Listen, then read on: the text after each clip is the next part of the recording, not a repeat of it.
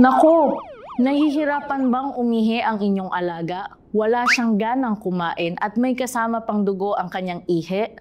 Baka UTI na yan. Doc Aid here, and tara, let me guide you. UTI or urinary tract infection ay usually caused by bacterial infection na madalas nakapaghirap silang umihi, urine retention, anxiety, and dehydration. Cats naturally has a low hydration drive. Nagkakaroon sila ng urinary crystals dahil sa pagpapabago-bago ng kanilang pH levels. Look for cranberries, which is great for urinary health and kidney support. Their food must also contain vitamin C, E, and zinc, which are antioxidant to flush out toxins.